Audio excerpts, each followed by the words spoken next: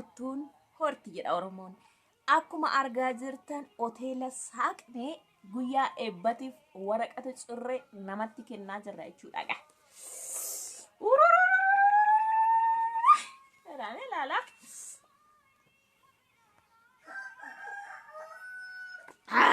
Akkana gaa kana faana namatti irraa kana faana egaa kabajaan isin waamuudhaaf gara keessan dhufne qassi jennee tokko lama jennee waan jiru isinitti himuu dhufne.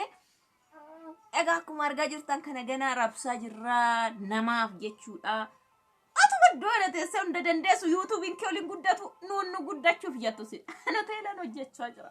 Nam beektanii isiniin hin jenneen. Kanaafi mee har'a sirriitti bal'inaan isinitti ibsu hinni dhaggeeffadhaa. Isin waamna kunoo karaa kana isin waamna immoo isin karaa miidiyaati. Atis waan jettuun hime. Egaa wanti aaraan immoo yeroo darbee marga nuu fidanii ilaaltanii akkuma ilaaltanii hordoftoonni keenya warri argitanii har'a immoo egaa immoo waan haaraa kanaan qabannee dhufnee dhuma keessanii akkam jirtu hordoftoonni keenya hordoftoonni hunda dandeessu nagaa keessanii akkamii gabatee dhiqaa bagaa qabdanii ayyaana torban ayyaana faasikaa torban isaa gabatee dhiqaa jedhama naannoo keenyatti akkasuma jedhama fakkaata. Baga geessan isin jenna yaada haaraa immoo har'a qabannee dhufne hunda dandeessu ribaanii keewwattee jirti. Maa inni daa'essaa fiddee wanti kun ilaalla. Osuma hortuun horti jedha Oromoon. Akkuma argaa jirtan hoteela saaqnee guyyaa eebbatiif waraqata cirree namatti kennaa jirra jechuudha. Ilaala.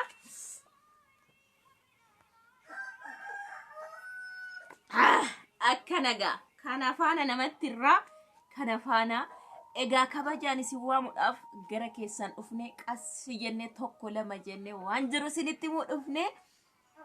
Egaa akkuma argaa jirtan kana ganaa rabsaa jirra namaaf jechuudha. Atuma iddoo teessee hunda dandeessu yuutuubiin kee waliin guddatu nuun nu guddachuuf jettu si. Hoteelaan hojjechaa jira. Nam beektanii isiniin hin jenneen. Kanaafi mee har'a sirriitti bal'inaan isinitti ibsu hinni dhaggeeffadhaa. Isin waamna kunoo karaa kana isin waamna immoo isin karaa miidiyaati. Atis waan jettuun hime. Egaa wanti aaraan immoo yeroo darbee marga nuu fidanii ilaaltanii akkuma ilaaltanii hordoftoonni keenya warri argitanii har'a immoo egaa immoo waan haaraa kanaan qabannee dhufne. Egaa kun immoo kan dhufee fi hiriyaa kiyya tokkotu hoteela eebbifataa. Nama ribaanii naa kuttaa jedheet kun nama 26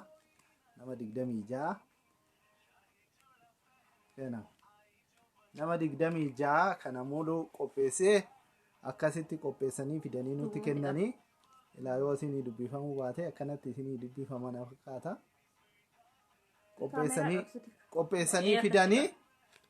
Qopheessanii fidanii kanaaf ribaanii kutuudhaaf durii immoo gaabii namatti uwwisuyyuu amma immoo kunoo kana namatti uwwisanii ribaanii kutaa jedhu akka magaala keenyatti akka naannoo keenyatti. Kanaafuu hordoftoota hunda dandeessu na bukkee dhaabadhaa isiniin jedha. Yoo xiqqaatee naannoo keenyatti yoo xiqqaatee 50,000 fi isaa ol dhugaa dubbachuudhaaf kan geessan birrii 50,000 fi isaa ol. Namni kun itti dhaqee ribaanii kuti jedhee namni waamame namni itti kenname birrii 50,000 fi isaa olii jechaadha. Sanaa gadi ribaanii kutuun sheemidha jechaadha. Kanaafuu nu bukkee dhaabadhaa nu deeggara waanuma birrii kuma tokkollee xaalli godha yaa jedhan kun kana keessa jirra. Nama tokkoo fi ba'aadhaan nama 50 fi geetiidha jedhanii egaa nuti birmaadhaan obboloonni keessan kana keessa jirra. Addunyaan ikoonomiidhaan raafamaa jirti. Nadaajiin badee, hojiin badee, naafxaan badee. Egaa kana keessa immoo keenyaan dhufee akkanatti eebbi yaa'ee dhufaa jira. Kana yaa'ee dhufaa jira. Maal jettu kunoo kana keessa jirra. Mega maatii ta'uu keessan nutti agarsiisa mee. Nomo kanaan isin ilaalla. Mee maatii ta'uu keessan nutti agarsiisa. Namni guyyaa rakkinaaf jedhani. Tokko yoon isin erga meeseejiidhaan isin qaqqabaa jechaadha. Maqaa keessa wajjin. Akkaawuntii keenyas jala isinii keenya. Meeseejiidhaan tokko isin ergaa maqaa barreessee namoota isin qaqqabee adaraa keessan egaa. Nungatina isiniin jennaa. Nungatina bara rakkoo jedhana mixii wal qabattee randa baati jedhanii. Karatti yadagaa finne. Wal qabataniituma randa ba'uu bara keessa bara jala darbu. Homaa kun waan namatti ilaalaniiti. Ol fagaate amma darajaa isaa tolsiqee. Naaga waan naan jettan jedhase. Hunda dandeessu waanuma yuutuubiin kaffalee billee natti darbadhu. Ittiin ergaa dabarfachuu muuziqaa waayifaayin hin gaanye. Si adee garanii gaafadhu ba'iiti jettee kunoo viidiyoo na waraabdi. Waamallee natti darbadhu achirraan jedheeni homaa kaffalamuus dideennis ijum keessa hiina guyyaa. Akkuma qootan nagayoodhaa. Ano obboleessi keessan akkan hin qaanofne yaa jaran. Kutaata faasigaarra hafne jaalataare amma immoo kunoo sakana. Maqaan kiyya achitti dhaqee galmaa ispiikariidhaan dimsi maawuguudhaan obbo Fayyisaa Lachisaa qarshii mana arjoomaniira jedhama. Kanaafuu gaa. Anis boru yoo waan keessan na gargaare hoteela banuu hin danda'a. Kaafee wayillee banuu hin danda'a. Shaayii bunaa. Warra kanaa waamnu abdii isaan kanaa jiru. Waan humtuu nafu maal salphaadhuma maal. Ilaayyoo duuba waan baay'ee ulfatu. Waamna hunduma isaaniitu humtuu nafu. Maaliif isin taasisabe seetan? Lama da'ee namni waa daaba barreessu nama madde bakka isin tuffachuu isaati jedhee argitanii jedhee.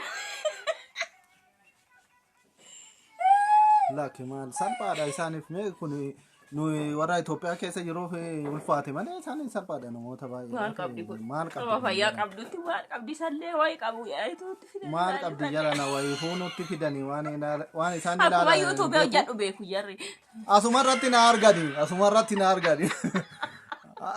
na argani isin waan adda gartan sagaleen yaadanillee. Mucaallee nutti miqqanyaa kun. Ini akkanaatii walitti kan miqqanyaan. Harka rukuti kaasaa biseetti. Biyya akkanaatii haadholee wal bira dhaabatu malee nuti kadhaarra jira. Walitti miqqanyaan. Maal taatee isaan?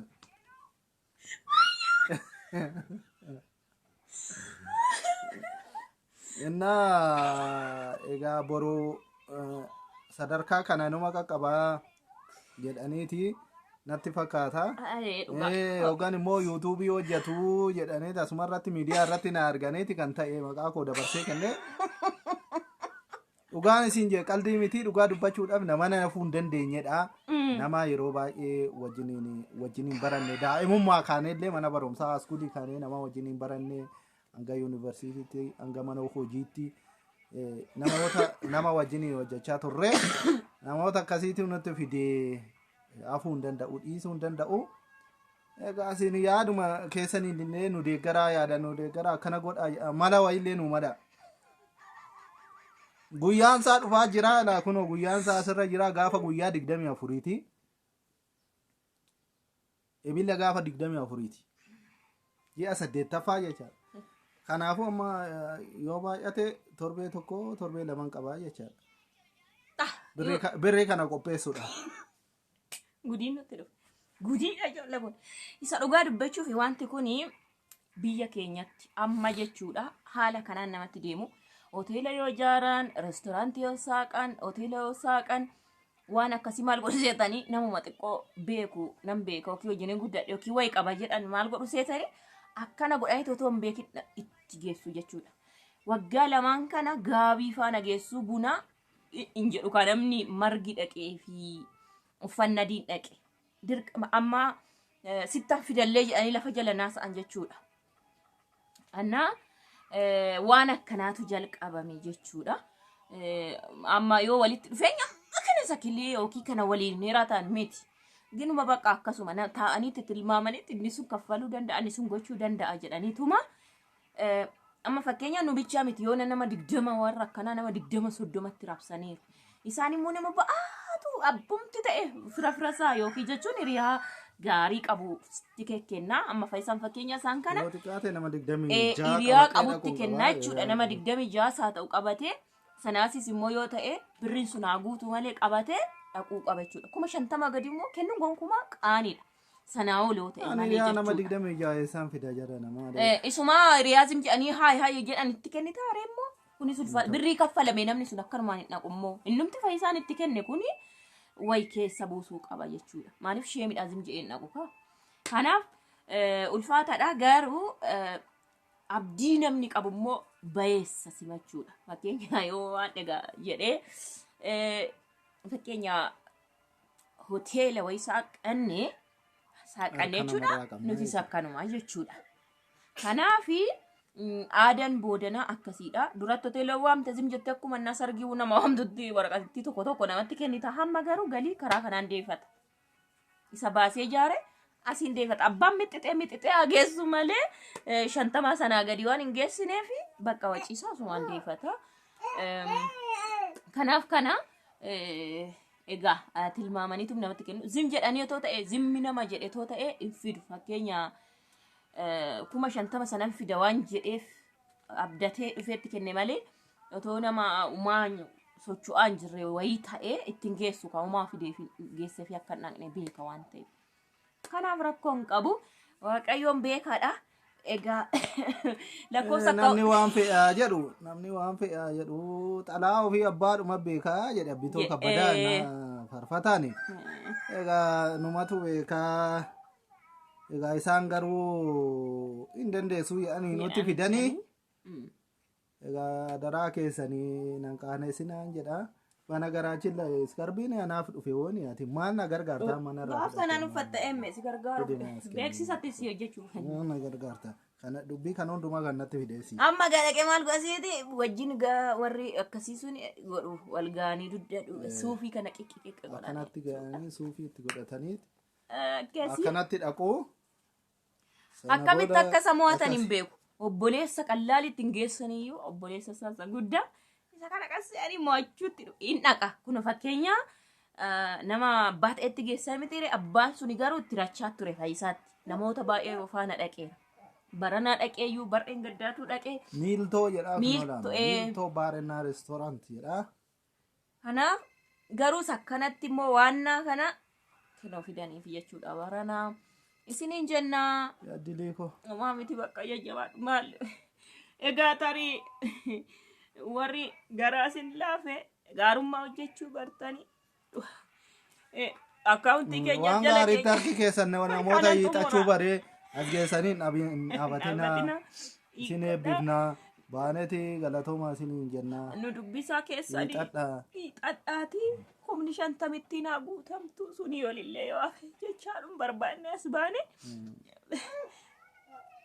Baay'ee garuu. Warri birrii dhabdanis immoo share like subscribe godhaa kana kanaan nu gargaara. Birriinis homaa rakkoon hin jiru. Bakka achiinis hin ta'amu waan ta'eef. Homaa miti. Karaa baay'een nama yaadanis nama gargaara namni. Qarshii qofaanii miti waan ta'eef karaa dandeessan nu bakkee dhaabadhaa jennaa. Kana keessa jirra gaa. Akkas isiniin jechuu barbaanne guyyaarraa kanaan gara keessaan dhufnee yaada fi gaaffii qabdan barreessaa biyya keessan akka shawaa kaaba kibbaa lixaa hundattuu mee akkamii wanta akkanaa jira. Shawaa keessa garuu bal'achaa dhufeera. Karaa keessan akkamiin nu barreessaa yaadaa fi gaaffii qabdanii keenya kanammoo share like gochuun dagatina. Bye bye.